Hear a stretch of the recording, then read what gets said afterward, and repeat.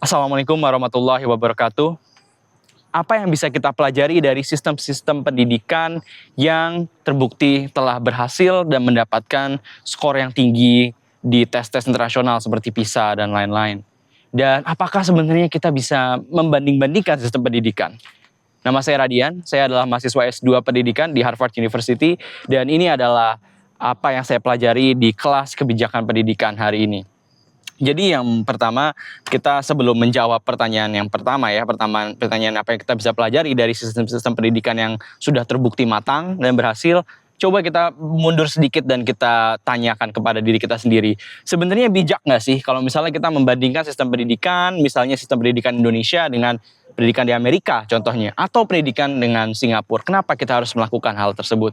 Jadi memang sebetulnya disiplin ilmu pendidikan sebagai suatu cabang yang ada di dalam universitas itu asal muasalnya adalah dari perbandingan kebijakan pendidikan. Dulu ada beberapa cendekiawan di Amerika zaman dulu banget sekitar tahun mungkin 1700-1800-an ya. Itu yang semacam wondering ya, semacam berpikir melihat sistem pendidikan di Amerika sama pendidikan di Jerman, kok kayaknya di Jerman lebih bagus.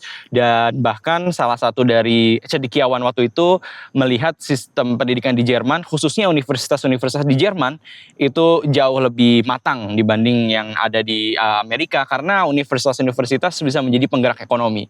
Lalu cendekiawan ini pun akhirnya diangkat menjadi presiden dari Harvard University atau rektor dari Harvard University. Saya lupa namanya siapa, tapi silahkan bisa dicari di Google. Nah, dari situlah, dari asal muasalnya ya, perbandingan pendidikan antara Amerika dengan negara lain dan perbandingan mungkin dengan antara negara-negara di Eropa, mulailah muncul disiplin pendidikan sebagai suatu cabang yang dipelajari di universitas. Dan ya itu adalah asal muasal dari studi pendidikan yang mendalam. Mungkin banyak yang merasa saat ini ya kayak, oh kita kan nggak bisa ngebanding-bandingin ya antara satu negara dengan negara lain, nggak apple to apple lah istilahnya. Atau misalnya kita mau bandingin Indonesia sama Singapura, ya nggak bisa dong, karena Singapura kan adalah satu kota yang kecil, Indonesia adalah ribuan kepulauan. Tapi sebenarnya kalau saya pribadi setelah belajar hari ini, saya memaknai perbandingan pendidikan sebagai memahami bagaimana kebijakan dan implementasi kebijakan pendidikan itu berinteraksi dengan konteks-konteks yang berbeda. Nah, kuncinya ada di situ ya. Ada dua variabel di sini. Yang pertama adalah kebijakan dan implementasi kebijakan, dan yang kedua adalah, yang pertama adalah itu tadi, yang kedua adalah konteks-konteks yang berbeda. Jadi kita bisa jadi ya, misalnya Indonesia mau coba buat menekan gizi buruk ya kan, mungkin kita berpikir oh kita kasih makan siang aja gitu kan, dan kita lihat di konteks-konteks yang lain kira-kira kebijakan dan implementasi kebijakan makan bergizi gratis ini gimana sih di negara lain.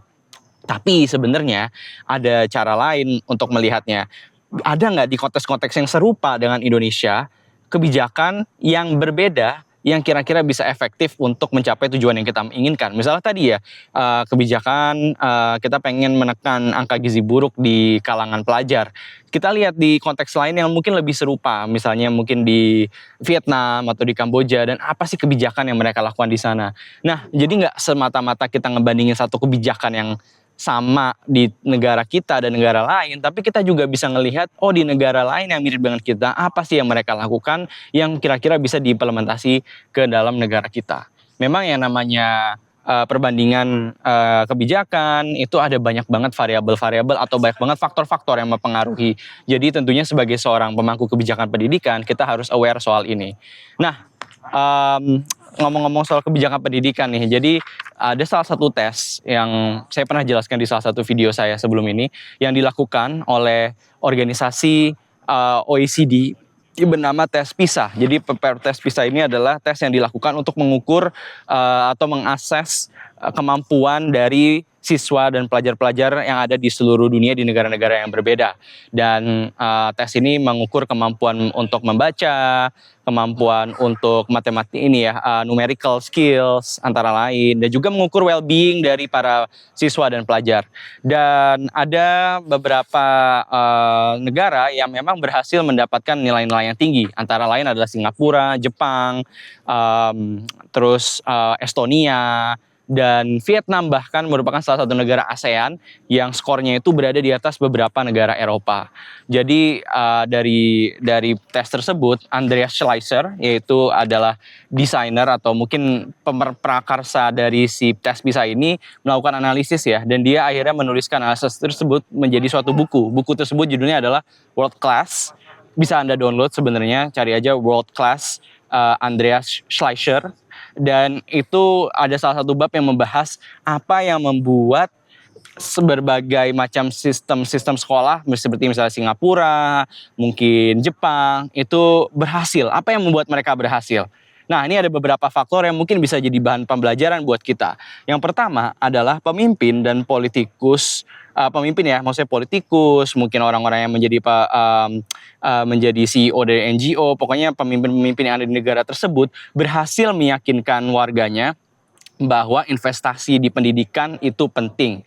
Nah, yang menarik buat saya di sini adalah gimana pemimpin-pemimpin ini berhasil meyakinkan bahwa lebih penting untuk kita meningkatkan kualitas tenaga kerja dibandingkan harga tenaga kerja.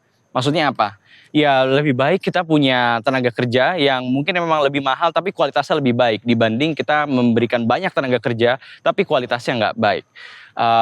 Ini adalah salah satu cara ya, dari salah satu faktor kenapa mereka berhasil meningkatkan pendidikannya tadi, karena ya mereka bisa menyalurkan dana yang ada dimiliki oleh negara tersebut sebanyak-banyaknya untuk pendidikan, dan warganya pun yakin dan setuju bahwa oh ini emang penting, kita emang harus invest ke sana gitu. Nah, yang kedua, sistem pendidikan atau suatu negara itu harus percaya bahwa setiap siswa itu bisa belajar gitu. Jadi kepercayaan bahwa setiap siswa itu bisa belajar itu turun ke perilaku guru dan perilaku para siswa.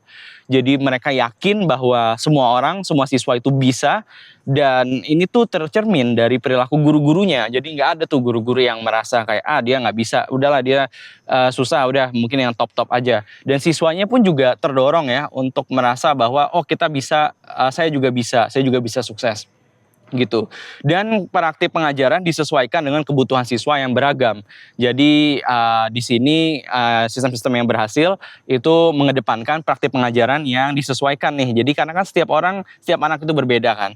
Jadi diberikan nih penyesuaian yang cocok nih. Contohnya mungkin nanti anak-anak yang struggling untuk belajar matematika, ada pendampingan khusus dan sebagainya. Nah, tapi ini yang menurut saya paling penting, yaitu faktor paling penting yang mempengaruhi, yang saya benar-benar handle banget adalah kualitas guru itu nomor 1. Nah, kualitas guru yang dimaksud itu apa sih? Mulai dari seleksinya, siapa yang menjadi guru, pelatihan gurunya, bagaimana guru itu dilatih, dan ini yang penting banget, gaji guru terstandar secara profesional. Artinya apa? Ya, artinya gaji guru harus seminimal mungkin di atas atau bahkan lebih berkali-kali lipat dari upah minimum regional. Nah, ini yang saya rasa masih kurang banget ya di Indonesia, karena kesejahteraan guru masih jauh banget. Masih banyak banget guru-guru yang struggling untuk bisa sekedar hidup aja, padahal mereka ada di garis terdepan pendidikan kita. Dan ini studi dari PISA menunjukkan bahwa ya guru ini adalah penopang utama dari keberhasilan pendidikan mereka. Jadi penting banget untuk menekankan kualitas guru, dan negara juga harus memberikan pelatihan untuk guru yang kesulitan, guru yang masih struggling itu harus difasilitasi.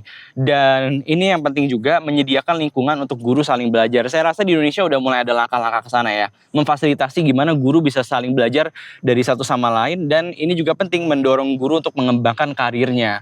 Jadi ya bayangin aja kalau misalnya kamu jadi guru dan 20 tahun kamu melakukan hal yang sama mulu, mungkin akan jenuh kan. Tapi kalau misalnya sebagai guru diberikan tracks atau diberikan jalur untuk kamu bisa ada level-level yang bisa kamu nanti berikutnya kamu bisa masuki. Nah, itu mungkin akan membuat pengembangan karir jadi lebih menarik gitu ya. Saya kurang tahu, mungkin kalau sebagai guru PNS, teman-teman yang guru PNS ada yang namanya pangkat-pangkat ya. Tapi saya rasa menarik untuk kita ngelihat contoh kasus kayak misalnya di Singapura, yaitu mereka punya special tracks ya. Jadi ada track khusus buat mereka yang mau jadi kepala sekolah, atau track khusus buat mereka yang mau jadi guru yang bagus banget. Nah, Kemudian sistem pendidikan yang bagus juga menentukan target yang ambisius. Jadi mereka jelas kira-kira siswa tuh harus apa sih, harus bisa apa, dan juga ini yang penting juga mengizinkan guru mencari tahu siswanya harus belajar apa.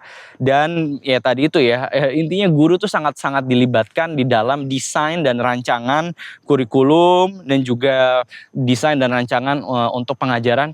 Ya guru-guru yang ada di lapangan lah yang paling tahu apa yang dibutuhkan oleh para siswa gitu. Dan yang paling penting juga adalah memastikan bahwa pengajaran dengan kualitas tertinggi tersedia untuk semua siswa. Nah, saya yakin ini menjadi tantangan yang besar banget buat negara besar kayak Indonesia untuk memastikan bahwa pengajaran yang berkualitas tinggi itu tersedia buat semua anak-anak. Karena saya sendiri juga pernah mengajar di Papua dan saya pun juga besar di Jakarta. Saya tahu bahwa kualitas pengajaran yang saya dapatkan di Jakarta sewaktu saya tumbuh besar dan kualitas pengajaran yang saya temui di sana itu sangat berbeda. Dan ini menjadi PR besar buat kita memastikan bahwa kualitas pengajaran itu bisa merata di seluruh daerah di seluruh Indonesia.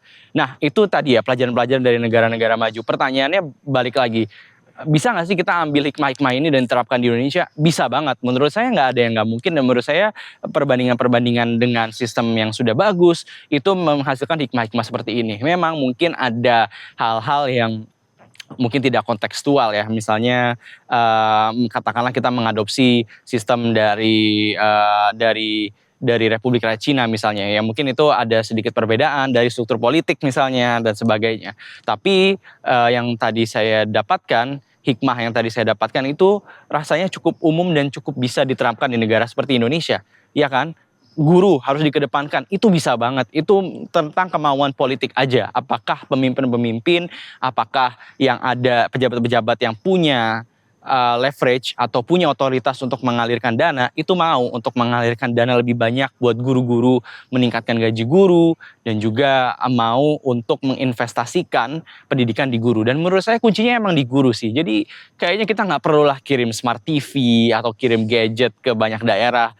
Yang sebenarnya lebih penting saat ini adalah memastikan mereka, guru-guru, terutama guru-guru yang mungkin tidak punya penghasilan yang cukup, untuk bisa hidup selayak-layaknya, dan kemudian barulah mereka bisa difasilitasi untuk berkembang dan menjadi guru yang baik. Karena tadi kuncinya untuk membuat sistem pendidikan yang baik berdasarkan perbandingan baik negara adalah di gurunya. Oke, demikian hikmah yang saya dapatkan di kelas hari ini. Terima kasih banyak, semoga bermanfaat. Sampai jumpa di video selanjutnya.